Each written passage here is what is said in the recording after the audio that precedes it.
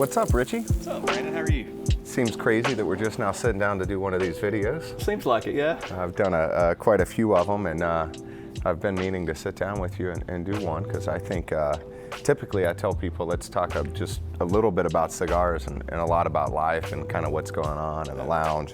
But I actually want to talk to you about cigars. Okay. You know, let's start with like how we met. Okay. So, I had just gotten into cigars. I'd been a pipe smoker for probably 4 or 5 years. Started smoking cigars and had bounced around, tried a lot of different shops all over the place. Found really one or two situations. I found somebody who really knew a lot about cigars, but liked to play the position of intimidating and putting down, you don't know what you're talking about. I even had an instance where I walked in with a recommendation that I was looking for and actually had somebody tell me, you're not ready for that cigar. Had it, didn't show it to me, and that was interesting.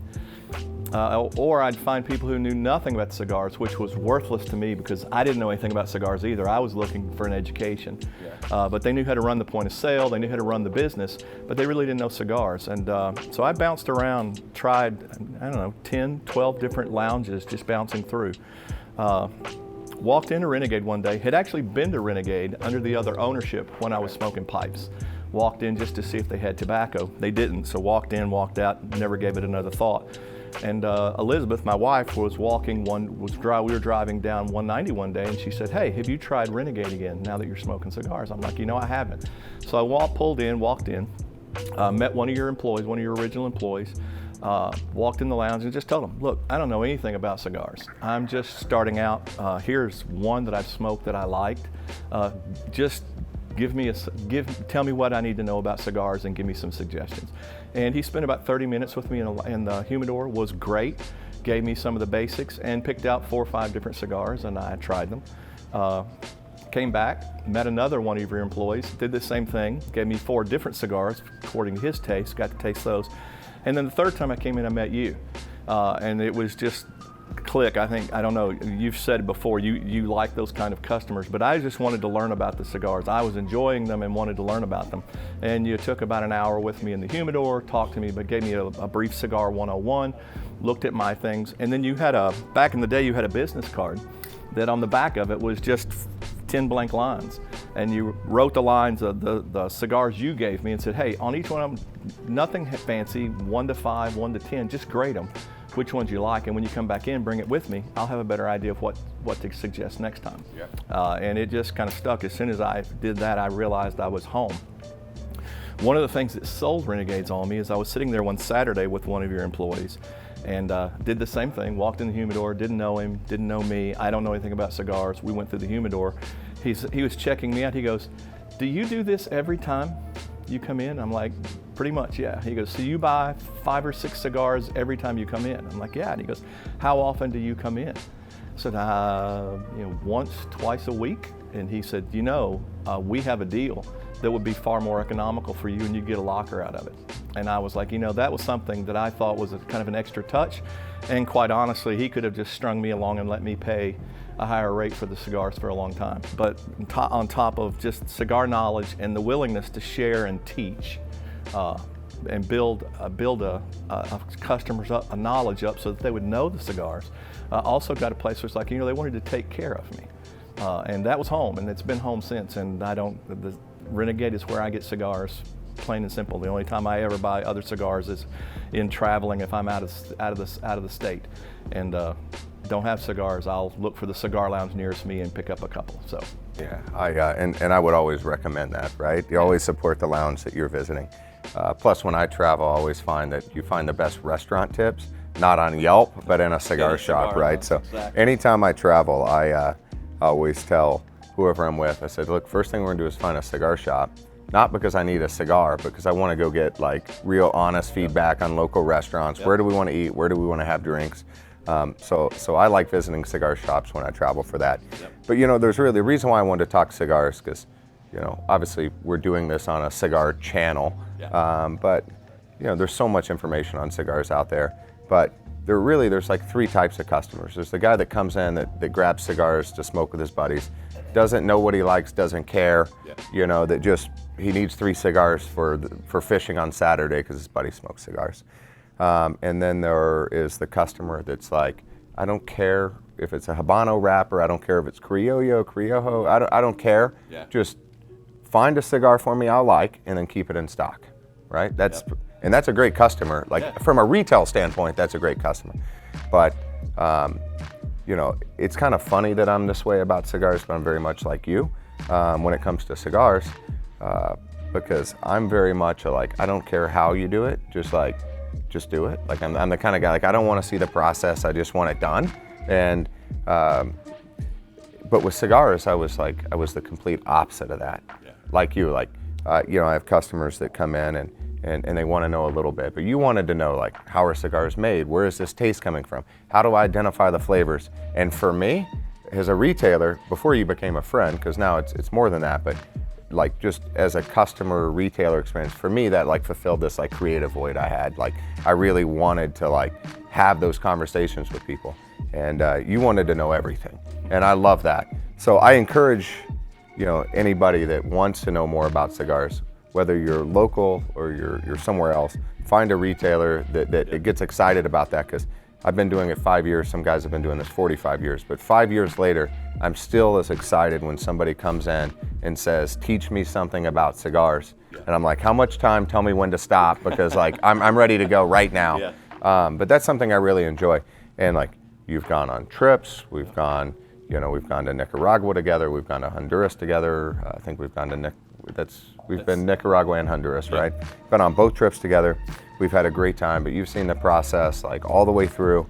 And I think if there was another trip next week, you'd probably take it if your schedule would allow. Yeah. So, you know, there's all types of customers, but you're like the one that wants to learn, and I like to teach when it comes to cigars. Other stuff, I just want the shit done. Yeah. Like I don't need the process, but cigars, like I want to see the whole thing. And I'm still learning every single day. You're still learning every single day.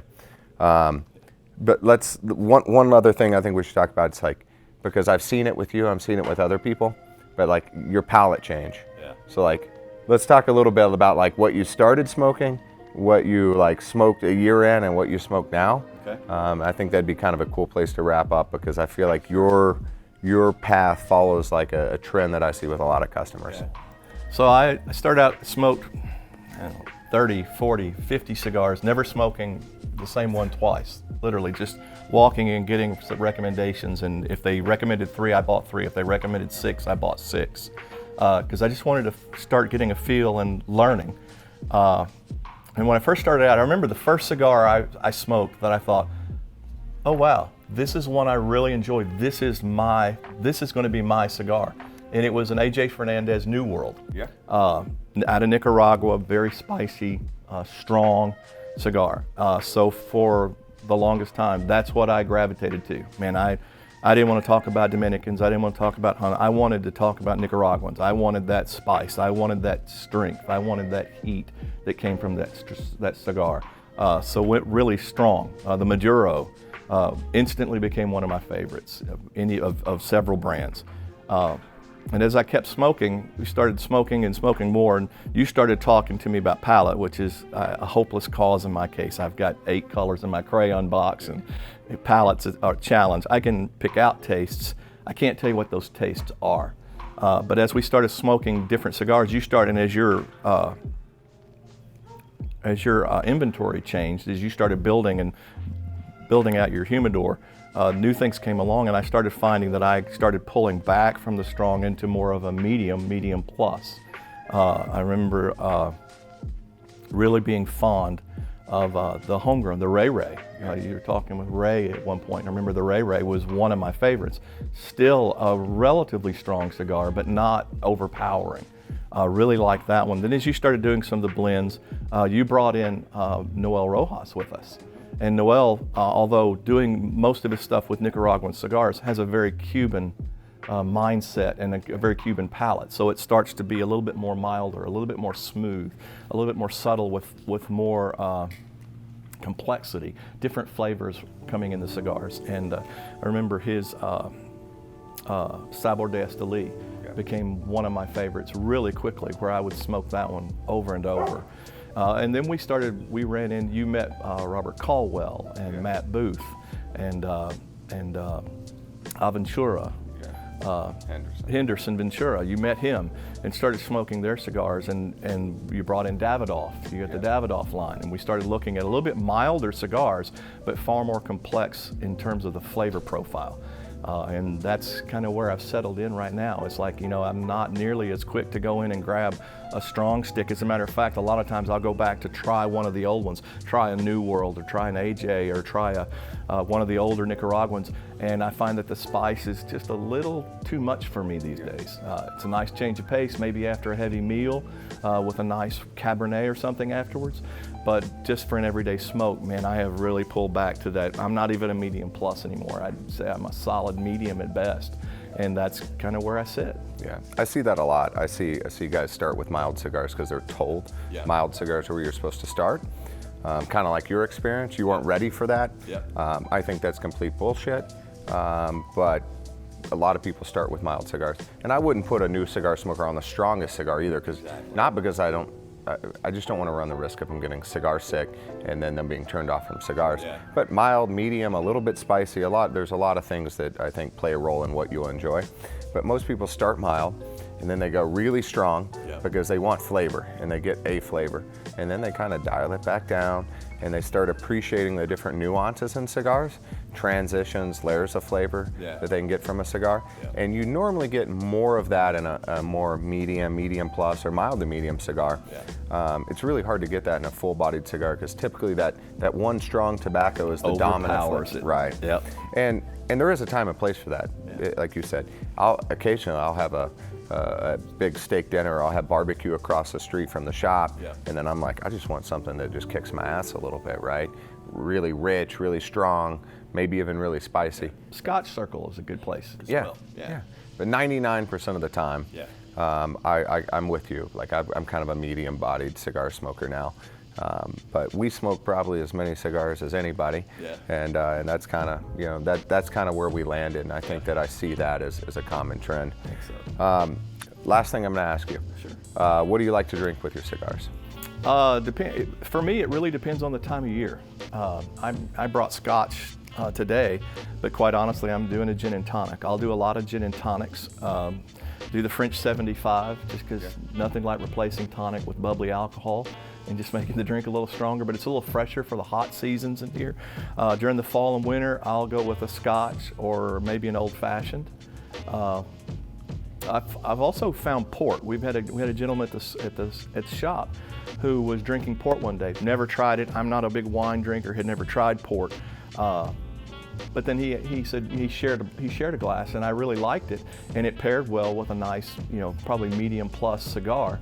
Some of the Nicaraguans paired really well with it. So a port. But my go-tos most of the time, 9 times out of 10, you're going to find me either with gin and tonic or a Scotch, or if I'm not doing alcohol, just some type of bubbling water, because it kind of cleanses the palate a little bit. Takes some of that burn off your tongue. I agree. And I'm glad you said something about port. So you and I have kind of started on the gin kick together. We've probably had, 200 different gins. We've probably 300 different scotches. But when I first started smoking cigars, I drank a lot of port with cigars. Really? And I don't think I'll go back to that. But what I did enjoy, because at that time I was smoking 1 cigar a day, and often it was at the end of the day. Like a port at the end of the day with a cigar, like as kind of a dessert, is awesome. It is and really I nice, forgot all about that. Now, if we're sitting at the lounge and it's 4 o'clock and I'm thirsty, a gin and tonic's going to go better for me, because, like you said, it kind of cleanses the palate. But at 8 o'clock at night, sitting on my patio, last cigar, last drink of the day, I think I'll revisit the port thing. Thanks for recommending that. Man, I appreciate you spending a few minutes with me. Anything you want to add? My pleasure. Nope. Awesome, Come to man. Renegades. What's your favorite cigar? The 8. Really? Renegade 8. Yep. Everybody mocks me. I put out my favorite on Facebook periodically, a top 10 list. It's usually 11 or 12 because it's my list and I get to do that. And it's been interesting as those pop up in the memories, seeing how it's changed. And the last one I put up, I think out of the top 10, I don't think I had anything other than the Ventura and a couple of Caldwells. But everything else was the house blends, the 8, the BHEH, some of the distinguished one. So those are the ones, those are my go-to. They're nice, they're perfect, they're mediums, they're very complex. They've got a unique blend of tobacco that gives different flavors. I can't tell you what those flavors are. I can tell you, I'm getting a flavor, Brandon, what is that? And you'll tell me what it is, and then maybe I'll pick it up and go, oh yeah, that's a nut. No, I can't tell, but I can just tell it's a unique flavor. I know what I like, and I can tell the different tastes, but I can't tell you what they are. But man, those house blends for the money. The Scotty Signature, I really liked it when it came out because it's a little short one. It's perfect for when I work downtown. I can step outside and take a break and smoke one and not feel like I'm taking too much time away. Now that I'm sequestered and at home, those are way too short, man. I'm just smoking through those Scotties left and right. Take a 10-pack home and it's gone by the end of the day, which is the problem with exactly. Cool, man. Well, I'm glad you enjoying the 8 and the stuff that we're making. Yeah. You've become a good friend over the years, and I appreciate that, man. Yeah. But you know, it's still fun to talk cigars from time to time. Always. We talk about all other types of shit, but cigars every now and then we got to circle back around to where this came from. So, cheers, man. Thanks for spending time with me. Cheers.